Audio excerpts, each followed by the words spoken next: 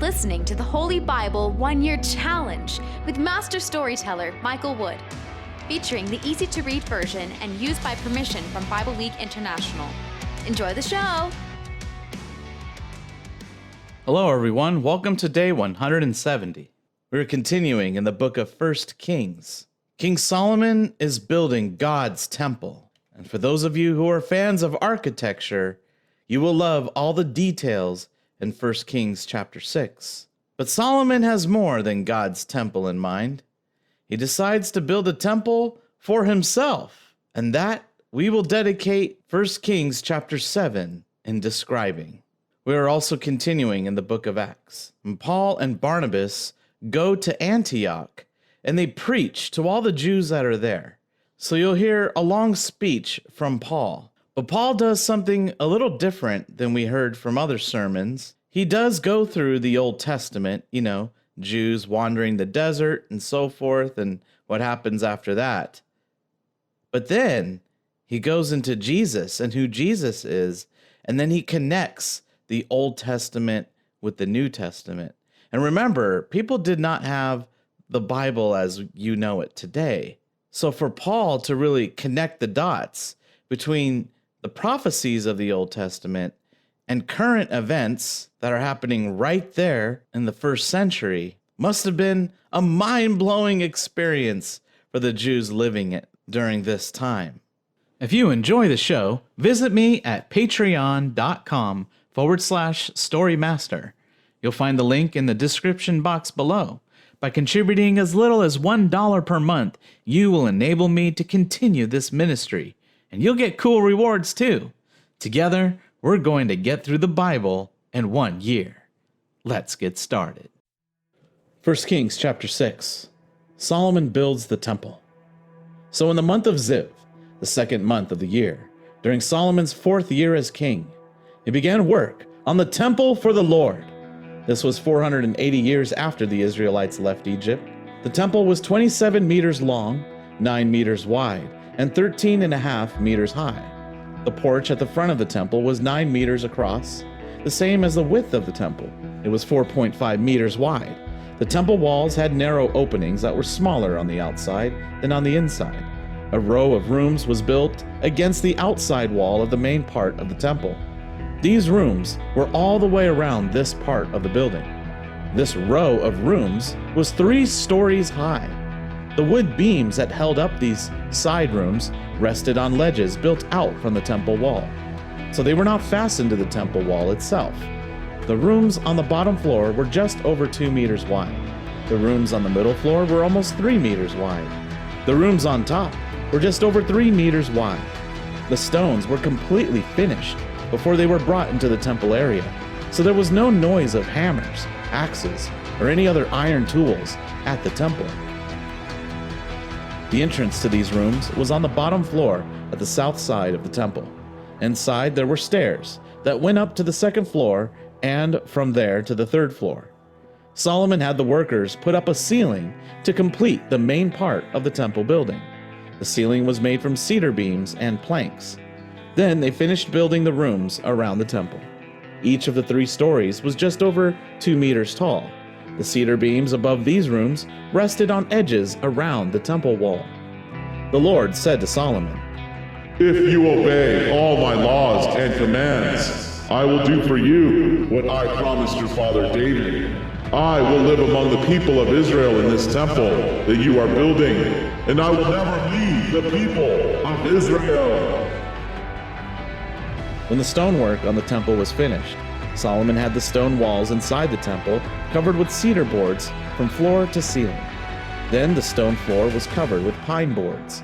The workers built an inner room 9 meters long in the back part of the temple.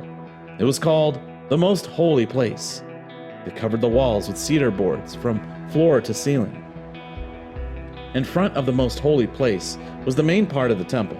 This room was 18 meters long. They covered the walls in this room with cedar boards so that none of the stones could be seen. They carved designs of flowers and gourds into the cedar. The inner room at the back of the temple was for the box for the Lord's agreement. This room was 9 meters long, 9 meters wide, and 9 meters high. Solomon had the walls covered with pure gold. The cedar altar was also covered with gold, as was the inside of the temple. He had gold chains put across the entrance to the most holy place, which was also covered with pure gold. So the inside of the temple was completely covered with gold, including the altar in front of the most holy place. The workers made 2 statues of winged creatures. They made the statues from olive wood and put them in the most holy place. Each angel was 4.5 meters tall. Both winged creatures were the same size and built the same way. Each one had 2 wings. Each wing was just over 2 meters long. From the end of one wing to the end of the other wing was 4.5 meters, and each winged creature was 4.5 meters tall. They put the winged creatures beside each other in the most holy place. Their wings touched each other in the middle of the room. The other 2 wings touched each side wall. The 2 winged creatures were covered with gold. The walls around the main room and the inner room were carved with designs of winged creatures, palm trees, and flowers. The floor of both rooms was covered with gold. The workers made 2 doors from olive wood. They put these doors at the entrance of the most holy place. The frame around the doors was made with 5 sides. They made the 2 doors from olive wood. The workers carved designs of winged creatures, palm trees, and flowers on the doors. Then they covered the doors with gold. They also made doors for the entrance to the main room. They used olive wood to make a square door frame. There were 2 doors made from pine. Each door had 2 parts that folded together. They carved designs of winged creatures, palm trees, and flowers on the doors. Then they covered them with gold. Then they built a wall around the inner courtyard. Each wall was made from cut stone and cedar timbers. 1 row of timbers followed every 3 rows of stones. They started working on the Lord's temple in the month of Ziv, the 2nd month of the year. This was during Solomon's 4th year as king of Israel. The temple was finished in the month of Bul, the 8th month of the year, in Solomon's 11th year as king. It took 7 years to build the temple. It was built exactly as planned. 1 Kings chapter 7, verses 1 through 22. King Solomon also built a palace for himself. It took 13 years to build Solomon's palace. One building, called the Forest of Lebanon House, was 44 meters long, 22 meters wide, and 13.5 meters high. It had 4 rows of cedar pillars. On top of each pillar was a cedar capital. There were cedar beams going across the rows of pillars. There were 15 beams for each section of pillars, making a total of 45 beams. On top of these beams, there were cedar boards for the ceiling. There were 3 rows of windows across from each other on the side walls. There were 3 doors at each end. All the doorways and windows had rectangular frames. Solomon also built the Hall of Pillars. It was 22 meters long and 13.5 meters wide. Along the front was a porch with a covering supported by pillars. He also built a throne room where he judged people. He called this the Judgment Hall. The room was covered with cedar from floor to ceiling. Behind the Judgment Hall was a courtyard. The palace where Solomon lived was built around that courtyard and looked like the Judgment Hall. He also built the same kind of palace for his wife, the daughter of the king of Egypt. All these buildings were made with expensive blocks of stone. The stones were cut to the right size with a saw and then smoothed on front and back. These expensive stones went from the foundation all the way up to the top layer of the wall. Even the wall around the courtyard was made with expensive blocks of stone, and the foundations were made with large, expensive stones. Some of the stones were 4.5 meters long, and the others were 3.5 meters long. On top of these stones, there were other expensive stones and cedar beams. There were walls around the palace courtyard, and around the courtyard and porch of the Lord's temple. The walls were built with 3 rows of stone and 1 row of cedar timbers. King Solomon sent for a man named Huram, who lived in Tyre, and brought him to Jerusalem. Huram's mother was an Israelite from the tribe of Naphtali. His father, who was from Tyre, had been skilled in making things from bronze. Huram was also very skilled and experienced in working with bronze. He came and did all the work King Solomon gave him to do. Hiram made 2 bronze pillars for the porch. Each pillar was 8 meters tall and more than 5 meters around. The pillars were hollow and their metal walls were over 75 millimeters thick. He also made 2 bronze capitals that were just over 2 meters tall. He put these capitals on top of the pillars. He made 2 nets of chains to decorate the capitals on top of the 2 pillars. Then he made 2 rows of bronze pomegranates. He put the bronze pomegranates on the nets of each pillar, covering the capitals at the top of the pillars. The capitals on top of the pillars were shaped like flowers and were almost 2 meters tall. The capitals were on top of the pillars above the bowl-shaped net. There were 200 pomegranates in rows all around the capitals. Hiram put these 2 bronze pillars at the porch of the temple. 1 pillar was put on the south side of the entrance, and 1 was put on the north side of it. The pillar on the south was named Jachin. The pillar on the north was named Boaz. They put the flower-shaped capitals on top of the pillars, and the work on the 2 pillars was finished. Acts chapter 13, verses 13 to 41. Paul and the people with him sailed away from Paphos. They came to Perga, a city in Pamphylia. There, John Mark left them and returned to Jerusalem. They continued their trip from Perga and went to Antioch, a city near Pisidia. On the Sabbath day, they went into the Jewish synagogue and sat down. The law of Moses and the writings of the prophets were read. Then the leaders of the synagogue sent someone to tell Paul and Barnabas, "Brothers, if you have a message of encouragement for the people here, let us hear it." Paul stood up, raised his hand to get their attention, and said, "People of Israel, and all you others who worship the true God, please listen to me. The God of Israel chose our ancestors, and during the time our people lived in Egypt as foreigners. He made them great. Then he brought them out of that country with great power, and he was patient with them for 40 years in the desert. God destroyed 7 nations in the land of Canaan and gave their land to his people. All this happened in about 450 years. After this, God gave our people judges to lead them until the time of Samuel the prophet. Then the people asked for a king.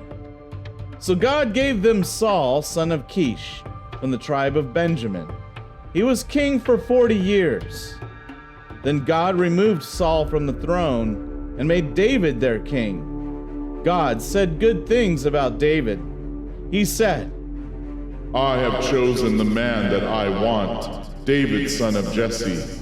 He will do everything I want him to do. As he promised, God has brought one of David's descendants to Israel to save his people. That descendant is Jesus. Before Jesus came, John told all the people of Israel what they should do. He told them to be baptized to show they wanted to change their lives. When John was finishing his work, he said, "Who do you think I am? I am not the Messiah. He is coming later, and I am not worthy to be the slave who unties his sandals. My brothers, sons in the family of Abraham, and you other people who also worship the true God, listen. The news about this salvation has been sent to us. The Jews living in Jerusalem and their leaders did not realize who Jesus was. The words the prophets wrote about him were read every Sabbath day, but they did not understand. They condemned Jesus. And when they did this, they made the words of the prophets come true. They could not find any legal reason why Jesus should die, but they asked Pilate to kill him. These Jews did all the bad things that the scriptures said would happen to Jesus. Then they took Jesus down from the cross, put him in a tomb. And God raised him up from death.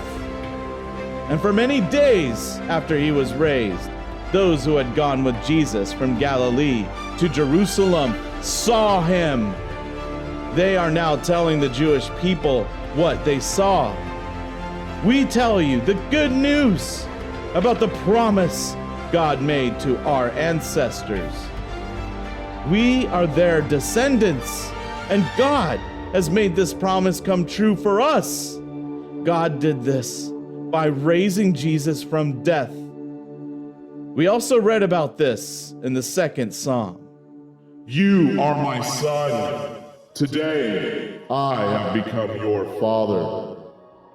God raised Jesus from death. Jesus will never go back to the grave and become dust. So God said, I will give you the true and holy promises that I made to David. But in another psalm, it says, you will not let your Holy One rot in the grave. David did God's will during the time he lived. Then he died and was buried like all ancestors, and his body did rot in the grave. But the one God raised from death did not rot in the grave. Brothers, understand what we are telling you. You can have forgiveness of your sins through this Jesus. The law of Moses could not free you from your sins, but you can be free from all that guilt by believing in Jesus. So be careful. Don't let what the prophet said happen to you. Listen, you people who doubt. You can wonder, but then go away and die. Because during your time, I will do something you will not believe. You will not believe it, even if someone explains it to you.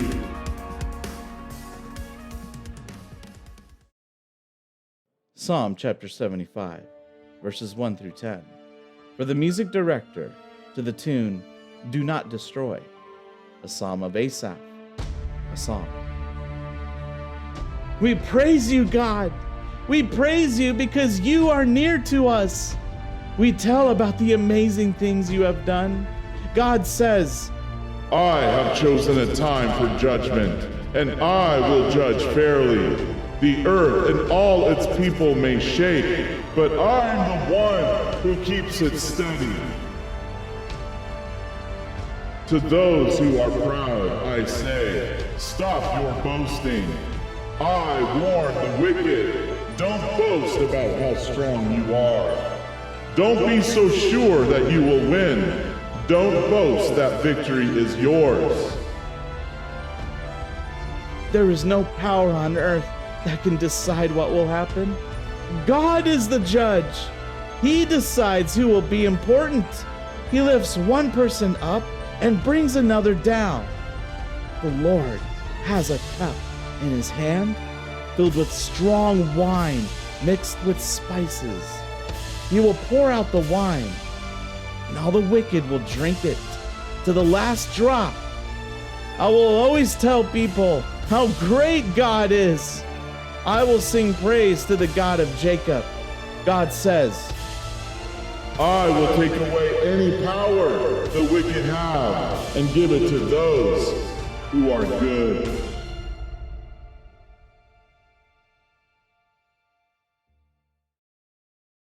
Thank you, everyone. That was day 170.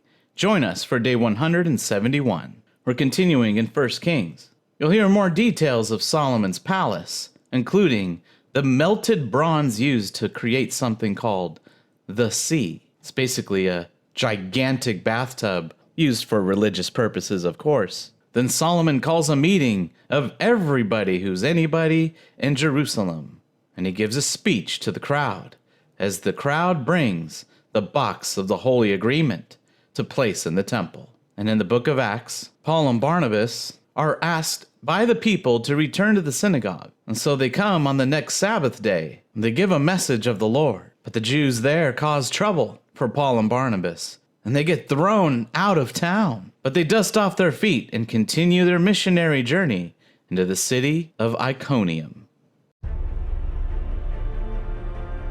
We hope you enjoyed today's verses. Be sure to leave us a positive review and to share this podcast with your friends and family. Please join us for the next episode as we experience the Bible in 1 year.